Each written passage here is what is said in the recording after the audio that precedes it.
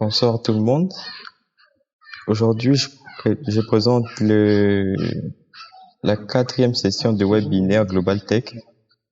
Je m'appelle Marcel, je suis développeur intermédiaire et je développe aujourd'hui sous le thème de la création à la réalisation d'une application. Donc, ces webinaires vont plutôt servir de guide pour ceux qui ne savent pas exactement où est-ce qu'ils doivent commencer quand ils débutent avec la création, pour la création d'une application, et qu'est-ce qui se passe exactement derrière, qu'est-ce qu'ils doivent faire, quelles sont les étapes qui se passent durant ce moment-là. Et ils ont tendance à s'arrêter au bon milieu. Et pour que cela ne puisse pas se passer, nous avons prévu avec l'équipe Global Tech de parler dessus, et en particulier Armel.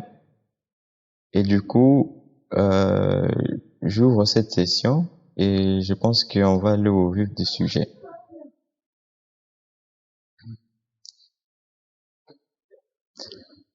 En termes de plan, j'ai divisé cette session en deux parties. La première partie, c'est la conception, et la deuxième partie sera donc la réalisation. Dans la conception, il y a 4 points. Le premier point, c'est la définition des besoins. Donc, définir les besoins des utilisateurs et du côté technique. Et ensuite, il y a la description. Troisième point, la présentation des interfaces. Et le quatrième point, l'organisation. Et pour la réalisation, c'est le premier point est la révision des choix, des langages et des technologies. Et ensuite, il y a la phase de développement et la fin de la réalisation. Et donc, pour le premier point de la conception, qu'est-ce qui se passe réellement? On doit d'abord commencer par définir les utilisateurs qui vont utiliser l'application. Parce que toute application n'est pas utilisée par tout le monde. Il y a des applications qui sont utilisées du côté des entreprises. Donc, vous créez une application juste, par exemple, pour un supermarché, ou encore, pour la police, pour la sécurité, ou encore autre chose. Donc, commencez par cibler les utilisateurs qui devront utiliser l'application en question. Et ensuite, définir le besoin. Et pour cela, on peut toujours utiliser une technique de cas. Donc, voir qu'est-ce qui est le plus demandé actuellement et tout ça. Est-ce que l'application sera bien accueillie par les utilisateurs ou pas? Est-ce que on a réellement besoin de cette application par la société? Parce que si votre application, vous avez mal fait votre analyse des besoins, il se peut que quand vous publiez votre application, vous ne puissiez pas avoir des utilisateurs comme vous le voulez. Et donc, c'est un point assez important. Et ensuite, il faudrait définir les technologies que vous allez utiliser et les contraintes techniques qui pourraient se passer. Par exemple, nous savons que quand on utilise Python, c'est surtout pour l'intelligence artificielle ou encore pour les applications web et bien d'autres encore. On sait tous que Python n'est pas recommandé pour créer une application mobile. Et du coup, tu voudrais faire une application mobile et alors tu t'es dit, est-ce Python pourrait être la meilleure application, et pourtant c'est faux. Et donc, il faudrait donc voir quelle est la meilleure technologie qui pourrait être utilisée à la place de Python. Et pour cela, vous pouvez utiliser par exemple le langage Dart avec sa technologie Flutter. Donc c'est un peu ça. Choisir le bon langage qui correspond à votre application. Et ensuite, vous avez défini tout ça. Après avoir défini tout ça, vous pouvez cherchez des exemples parce que, comme on dit bien, tout a été déjà créé. Et du coup, vous pouvez chercher des exemples similaires sur Internet, qui a déjà conçu ce type d'application et qu'est-ce qui s'était passé réellement. Et ensuite, voir si votre projet pourrait mener à bien. Donc c'est un peu ça. Quels sont les projets reçus qui ont réussi sur la société?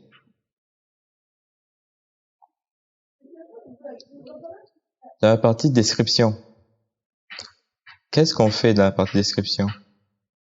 C'est vrai que vous avez eu une idée, vous avez analysé, vous avez trouvé que il est important que votre application puisse voir jour.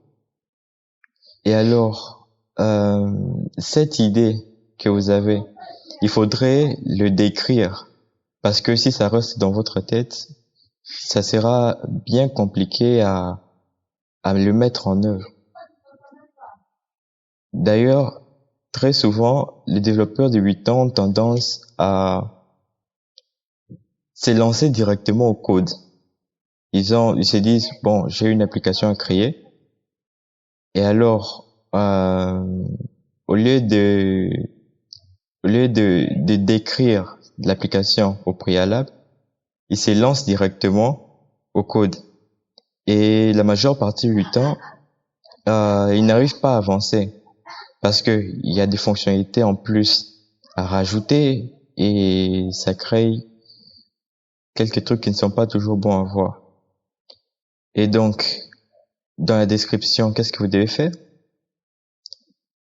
Vous devez définir le concept de votre application, tiré des fonctionnalités clés et aussi définir l'architecture d'information et de flux d'utilisateurs. Bon, le dire comme ça paraît trop technique.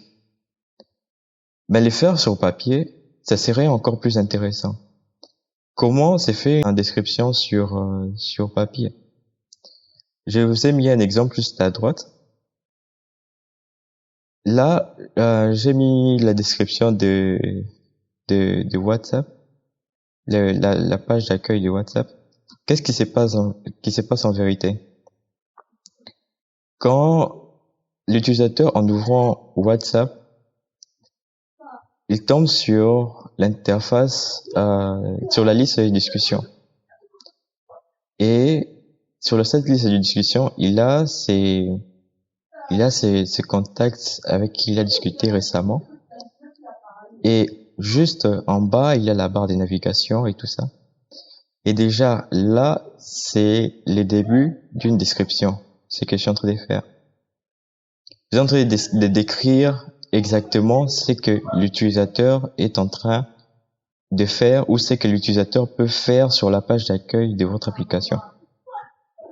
Mais ça ne pourrait pas s'arrêter juste là. Vous pouvez décrire les fonctionnalités clés. Par exemple, si vous avez un statut, si vous avez le système de statut sur votre application, vous devez décrire exactement comment est-ce que ça se passe avec les statuts. Par exemple, pour la création des statuts, si l'utilisateur clique sur le bouton statut, et alors il a deux choix. Il pourrait créer un statut écrit ou encore un statut avec des images. Donc ça ne dépendra que de vous. Mais c'est un peu ça, la description. Vous pouvez le faire sur papier ou utiliser des outils comme Word ou encore des manières basiques, bloc-notes. Mais bon, c'est un peu ça pour ce qu'il s'agit de la description. Donc, définir votre application de manière détaillée. On verra ensuite à quoi est-ce que cette description va servir juste après. Bon, il est vrai que vous avez décrit votre application. Et alors, il faudrait au préalable présenter des interfaces. Cette partie sur les interfaces consiste à créer de maquettes visuelles de votre application et même aller plus loin, à créer de prototypes de votre application. Ça ne signifie pas que on a déjà programmé, mais ça signifie simplement que on détaille, grâce à la description, bien sûr, on détaille avec des images ce qui se passe. Et d'ailleurs, il y a une partie de l'informatique qui se base juste sur ça. Et ça s'appelle les UI et le UI design. Vous pouvez vous y intéresser là-dessus. Mais comme outil que vous pouvez utiliser, il y a Adobe XD ou encore Figma et il y a aussi Sketch. À part ça, vous pouvez déjà voir, vous pouvez déjà montrer à vos clients à quoi est-ce que l'application pourrait ressembler, si bien sûr vous avez des clients. Si c'est à vous-même, essayez de voir est-ce que c'est ergonomique, est-ce que les utilisateurs vont aimer ces designs ou pas. Dès que vous avez les interfaces, vous avez déjà une idée claire sur ce que vous devez faire exactement.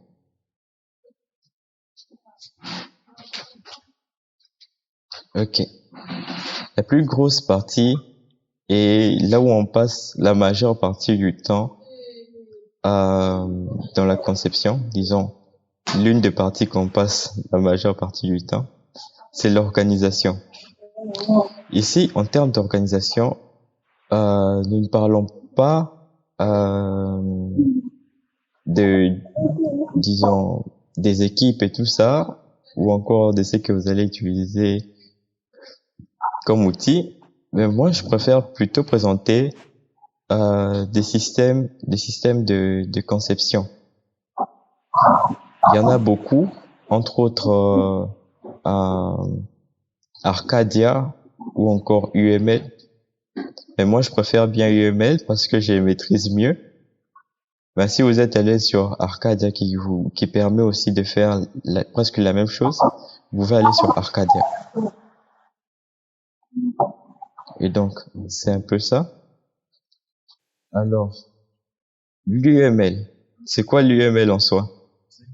C'est un langage de modélisation qui permet de créer, construire et visualiser votre système. Ça peut être assez abstrait. Là, vous ferez des recherches un peu sur Internet. C'est plutôt intéressant parce que vous avez plusieurs outils qui vous permettent de voir exactement ce que vous avez besoin pour pouvoir réaliser votre application. En soi, l'UML est composé de diagrammes. Donc, il n'y a que des diagrammes en UML. Et en tout, il y en a 14. 14, c'est beaucoup. C'est vraiment trop au cas où vous voulez créer une application et que vous êtes seul. Sachez que 3 suffisent pour pouvoir concevoir tout un système. Et comme diagramme, vous avez besoin du diagramme des cas d'utilisation, les diagrammes des classes d'objets et les diagrammes de séquences. Les diagrammes de cas d'utilisation vous permet de voir ce que l'utilisateur de votre application pourrait faire sur l'ensemble du système. Donc c'est un peu ça. C'est mieux de les faire parce que je pourrais tirer un exemple. Une application comme Amazon, il y a plusieurs cas d'utilisation en soi. En premier temps, l'utilisateur peut se connecter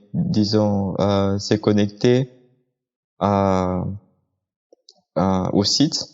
Donc, il se connecte au site Mais l'utilisateur peut aussi s'authentifier grâce à son ID. Ça, c'est un deuxième cas d'utilisation.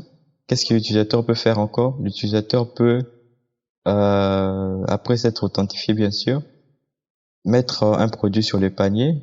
L'utilisateur peut aussi commander un produit. L'utilisateur peut visualiser le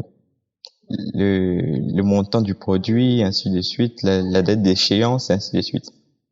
Et donc ça, ce sont des cas d'utilisation. Et ensuite, il y a les diagrammes des classes d'objets. Ça rappelle un peu l'orienté objet. D'ailleurs, ce n'est pas loin, parce que ça ressemble beaucoup à l'orienté objet. Ça vous permet simplement d'identifier tous les objets qui seront mis en application pour pouvoir réaliser votre système ou votre application. Et donc, grâce au diagramme de classe, vous verrez quelle table interagit avec quelle autre table. Vous voyez un peu? Et donc, ça facilite pleinement la tâche. Parce que vous pouvez immédiatement voir le modèle ou les tables qui seront en interaction avec les autres. Et donc, vous pouvez concevoir directement un système de base de données grâce au diagramme de classe d'objets. Et pour finir, il y a le diagramme de séquence. À quoi ça sert en soi? Le diagramme de séquence recense tous les scénarios possibles qui vont faire partie de l'utilisation de votre application, que ça soit du côté administrateur, du côté utilisateur, ou encore si vous avez d'autres utilisateurs, et ainsi de suite, du côté staff. Donc c'est un peu ça. Comme scénario, qu'est-ce qu'on peut prendre comme exemple? On a par exemple un utilisateur qui veut s'authentifier à l'application. Qu'est-ce qui va se passer lors de l'authentification? Qu'est-ce qui va se passer déjà dès le début? L'utilisateur va se connecter, par exemple, au site.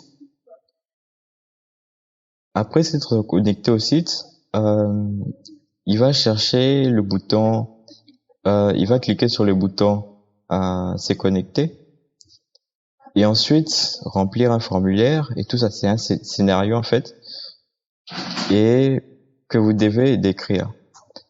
Et en tout, quand on décrit un scénario, il y a 3 parties qui sont prises en compte.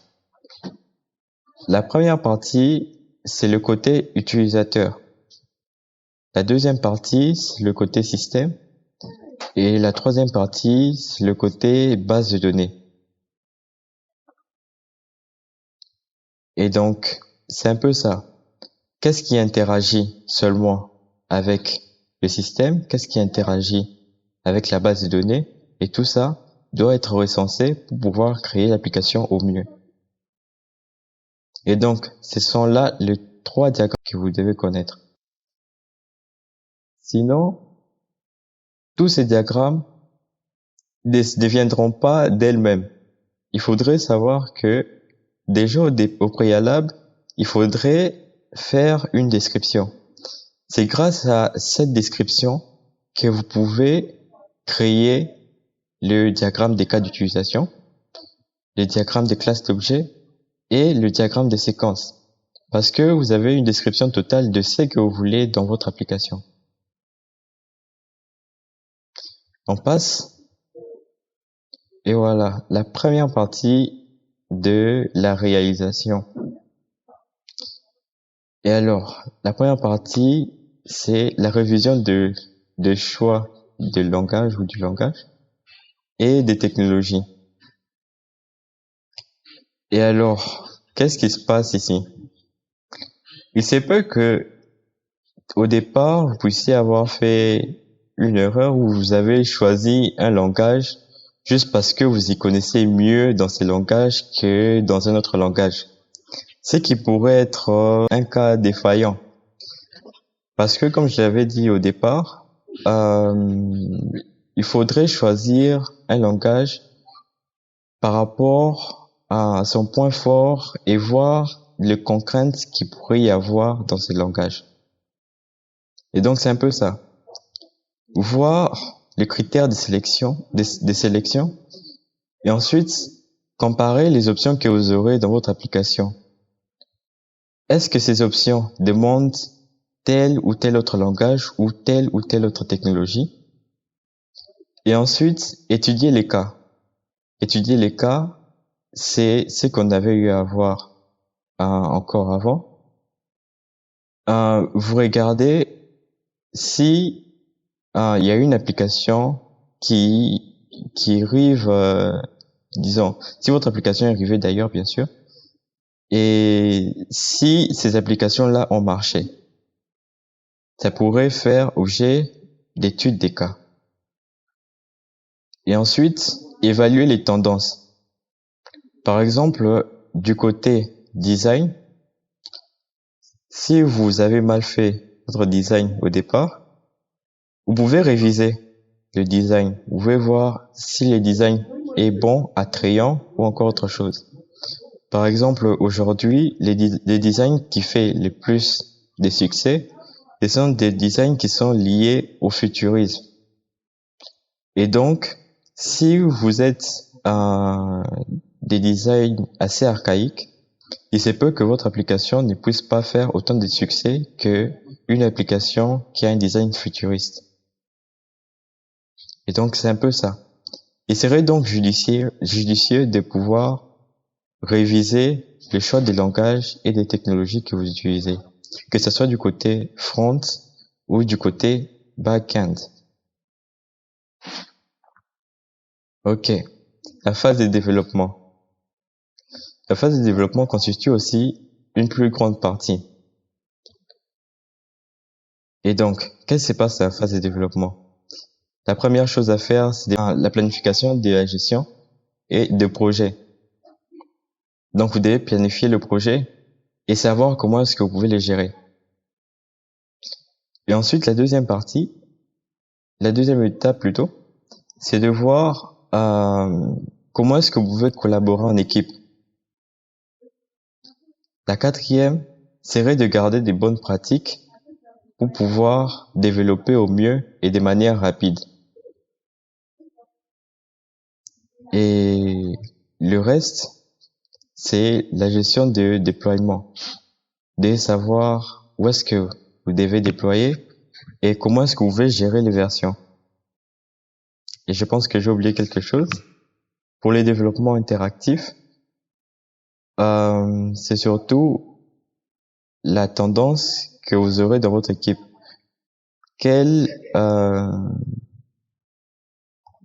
Comment est-ce que vous gardez les interactions entre les équipes? Et pour ça, une planification déjà en avance est importante. Et comment est-ce que vous pouvez le faire? Déjà, pour la planification et la collaboration en équipe, vous pouvez utiliser GitHub pour cela, pour gérer les versions et la collaboration en équipe. Pour pouvoir planifier votre projet, vous pouvez utiliser des méthodologies comme le Scrum ou encore d'autres. Mais sinon, le Scrum est assez intéressant parce que ça vous permet de mettre tout comme étant des tâches à faire et ensuite commencer à le faire, à le concevoir ou à le développer. Et à part ça, il y a aussi la méthode agile aussi, qui est une très bonne méthode aussi. Donc c'est un peu ça. Les bonnes pratiques du code consistent surtout à savoir comment documenter son code, savoir comment documenter toutes ces fonctions, à quoi est-ce que ça sert, et tout ça. Et aussi garder les conventions du langage que vous utilisez. Et la fin de la réalisation. La fin de la réalisation est marquée par des tests et la validation de votre projet. C'est aussi marqué par de bonnes documentations que vous pouvez mettre sur ce qu'on appelle un landing page, si je me trompe pas, quelque chose comme ça. Et aussi, c'est marqué par la mise en production et la maintenance du support.